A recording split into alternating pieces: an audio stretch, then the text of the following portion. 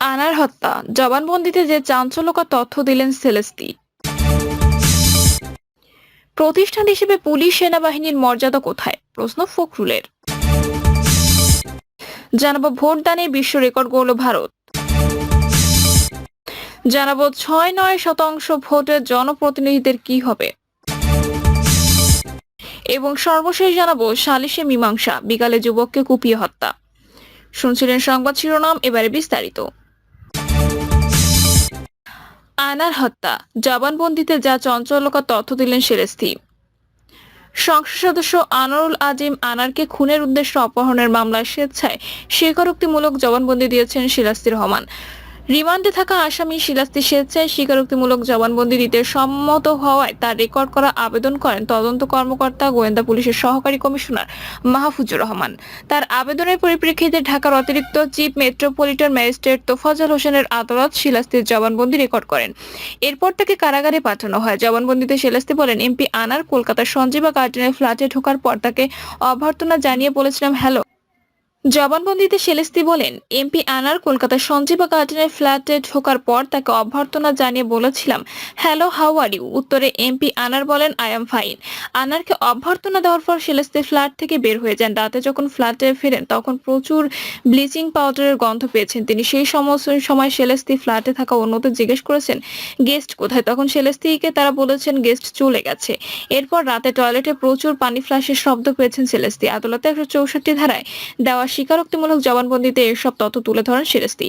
এ সময় তিনি নিজেকে নির্দোষ দাবি করে বলেন, হত্যার বিষয়ে তিনি কিছুই জানেন না, তবে তিনি ফ্ল্যাটে থাকা অবস্থায় যতটুকু দেখেছেন তার সম্পূর্ণ সিনারিও তুলে ধরেছেন আদালতের সামনে। জবানবন্দিতে সেলেস্তি উল্লেখ করেছেন কিভাবে হত্যার মাস্টারমাইন্ড আখতারুজ্জামান শাহীনের সঙ্গে তার পরিচয়, কেন বা তিনি শাহীনের সঙ্গে কলকাতায় গেছেন, কিভাবে কার সঙ্গে কলকাতা থেকে বাংলাদেশ এসেছেন। এছাড়াও এমপি আনারকে কারা ওই ফ্ল্যাটে নিয়ে গেছেন, ফ্ল্যাটটিতে ঘটনার আগে ও পরে কারা গিয়েছিল, সকল তথ্য উঠে এসেছে সেলেস্তির জবানবন্দিতে। জবানবন্দির বিষয়ে ডিবি তদন্ত সংশ্লিষ্ট এক কর্মকর্তা বলেছেন, সেলেস্তি জবানবন্দিতে নিজেকে নির্দোষ দাবি করেছেন। তিনি ডিবির কাছে যে সকল তথ্য জানিয়েছেন আদালতে 164 ধারায় জবানবন্দিতে একই কথা বলেছেন, তদন্তের জন্য এটাই যথেষ্ট। সার্কামস্টেন্সিয়াল এভিডেন্স বলেছে এখানে দেয়ার ইজ সামথিং, কিন্তু কি ঘটেছে সে জানে না। ডিবির এই কর্মকর্তা আরো বলেছে, সঞ্জীবনের ফ্ল্যাটে কিছু একটা ঘটেছে, সেটা সেলেস্তির কথায় প্রমাণ হবে। উল্লেখ্য, কলকাতার নিউ টাউনের সঞ্জীবা গার্ডেন্সের যে ফ্ল্যাটে এমপি আনারকে হত্যা করা হয়েছে সেটির সেপটিক ট্যাঙ্ক থেকে উদ্ধার করা হয়েছে কিছু মাংসের টুকরো। সেগুলো এমপি আনারের কিনা তা জানতেন। ডিএনএ পরীক্ষার জন্য তার রক্তের সম্পর্কীয় স্বজনদের সেখানে যাওয়া প্রয়োজন। এমপি আনার ভারতে গিয়ে নিখোঁজের পর থেকেই তার মেয়ে ডরিন ভারতে যাওয়ার চেষ্টা করেছিলেন। গত 24 মে ডরিন এবং আনারের ব্যক্তিগত সহকারী আব্দুর রউফ ভারতে ভিসার জন্য আবেদন করেন, কিন্তু তারা ভিসা পাচ্ছিলেন না। অবশেষে সোমবার ভিসা পান তারা।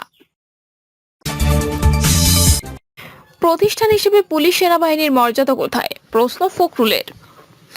বিএনপি মহাসচিব মির্জা ফখরুল ইসলাম আলমগীর বলেছেন, বেনজির নজিরবিহীন দুর্নীতি।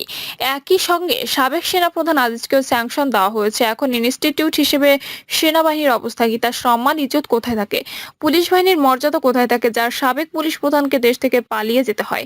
এরা দেশটাকে ধ্বংস করে ফেলেছে। আমরা এখনো চূড়ান্ত বিজয় অর্জন করতে পারিনি। চূড়ান্ত বিজয়ের জন্য আমাদের সংগঠনকে আরো দৃঢ় করতে হবে। নিজেদের মধ্যে ছোটখাটো ভুল বোঝাবুঝি সব দূর করে ফেলেন। বিএনপি মহাসচিব আরো বলেন, সবাই মিলে একসাথে নামেন। এটা শুধুমাত্র বিএনপির সমস্যা না, বাংলাদেশের সমস্যা, জাতির সমস্যা। আপনার সন্তান চাকরি পাবে কি পাবে না, স্বাধীনভাবে চলাচল করতে পারবে কি পারবে না, তা সম্পূর্ণ নির্ভর করেছে শান্তিপূর্ণ নির্বাচনের মাধ্যমে পরাজিত করতে পারবেন কি পারবেন না।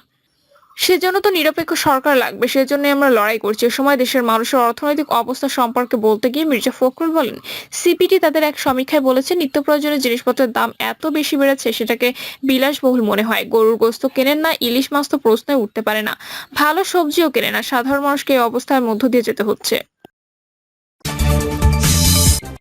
ভোটদানে বিশ্ব রেকর্ড গড়ল ভারত। ভারতের এবারের লোকসভা নির্বাচনে ভোট দিয়েছে 64,02,00,000 ভোটার, যা বিশ্ব রেকর্ড। এর মধ্যে 31,02,00,000 মহিলা ভোটার ছিলেন। দেশ মহিলাদের জন্য গর্বিত। ভারতের প্রধান নির্বাচন কমিশনার রাজীব কুমার কথা বলেছেন। লোকসভা নির্বাচনের ভোট গণনা শুরু হবে মঙ্গলবার। এর আগে আজ এক সংবাদ সম্মেলনে তিনি বলেন, ভোট গণনায় কারচুপির কোনো সুযোগ নেই। ভোট গণনা খুবই বলিষ্ঠ একটি প্রক্রিয়া। দেশে মোট 10.5 লাখ বুথ রয়েছে। 30 থেকে 35 লাখ পোলিং এজেন্ট থাকবেন বাইরে। এছাড়া নজরদারি দল থাকবেন, গণনা অফিসাররা থাকবেন। কোনো ভুল হতেই পারে না। সিসি ক্যামেরা থাকবে, মানুষের ভুল হতেই পারে, কিন্তু ভোট গণনায় কারচুপির কোনো সুযোগ নেই। বিভিন্ন দল ভোট গণনা নিয়ে যে দাবি করেছিল সব মেনে নেওয়া হয়েছে। নির্বাচনের সাফল্যের খতিয়ান জানিয়ে বেশ কয়েকটি পরিসংখ্যান তুলে ধরেছেন তিনি। জানান, সদ্য সমাপ্ত নির্বাচনে ভারতীয় ভোটদানের সংখ্যা G7 সদস্য দেশগুলোর মোট ভোটারদের 1.5 গুণ বেশি। ইউরোপীয় ইউনিয়নের 27টি দেশের ভোটারদের থেকেও এই সংখ্যা 2.5 গুণ বেশি। সিসি বলেন, নির্বাচনে আচরণবিধি ভঙ্গে যেসব অভিযোগ পেয়েছি তার 90% বেশি আমরা খতিয়ে দেখেছি।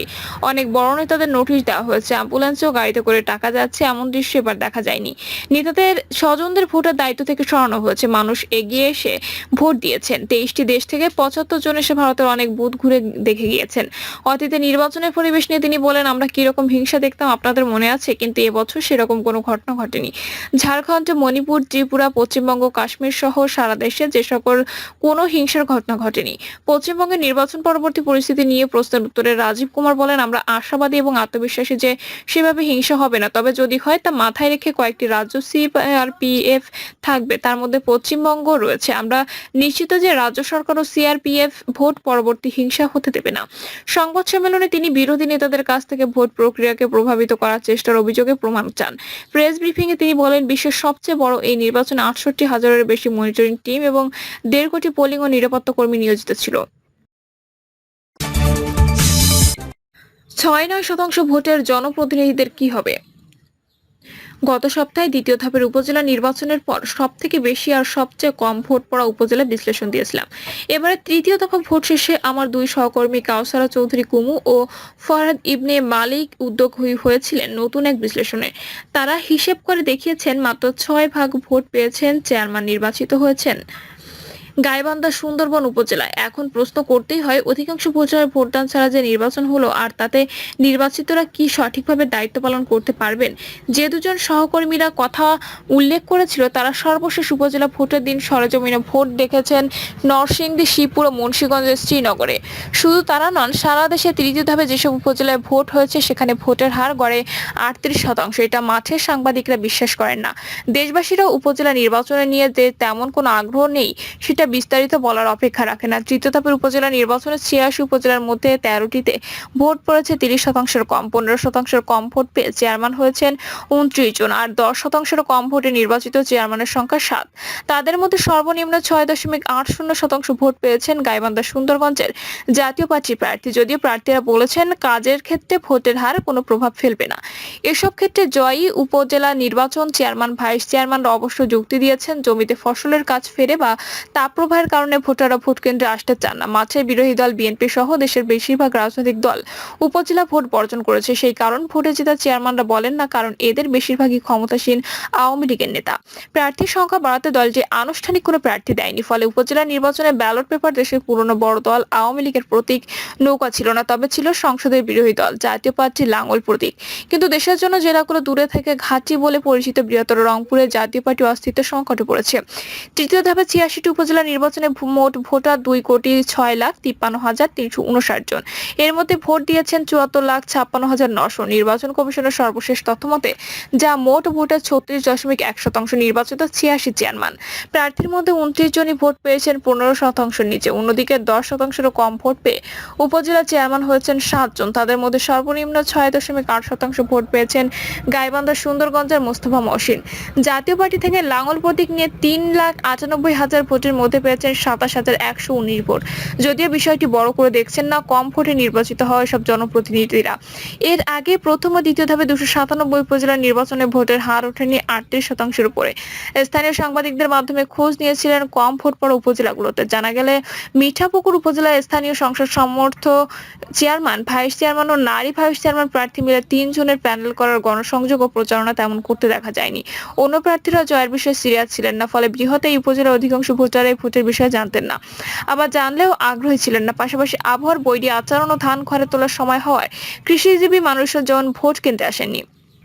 তাই এই উপজেলায় ভোটের উপস্থিতি কম হয়েছে। রংপুরের পীরগঞ্জে হেভিওয়েট প্রার্থী ছিলেন দুইবারের সাবেক সংসদ সদস্য, বর্তমান চেয়ারম্যান পরিষদ চেয়ারম্যান নূর মোহাম্মদ মণ্ডল। তার সম্পর্কে মাননীয় প্রধানমন্ত্রীর কাছের মানুষ হিসেবে এলাকায় প্রচার থাকায় প্রথম থেকে জয়ের ব্যাপারে এগিয়ে ছিলেন তিনি। অর্থবিত্ত প্রভাব, জনপ্রিয়তা তার ধারের কাছেও ছিল না অন্য প্রার্থীরা। তাছাড়া ভোটের মাঠে গণসংযোগ, পোস্টার বা মাইকিং প্রচারণা তেমন দেখা যায়নি। প্রচারকালীন তীব্র রোদ থাকায় ভাইস চেয়ারম্যান, নারী ভাইস চেয়ারম্যান প্রার্থীরাও গণসংযোগ করেনি। ফলে এলাকায় ভোটের আমেজ ছিল না বললেই চলে।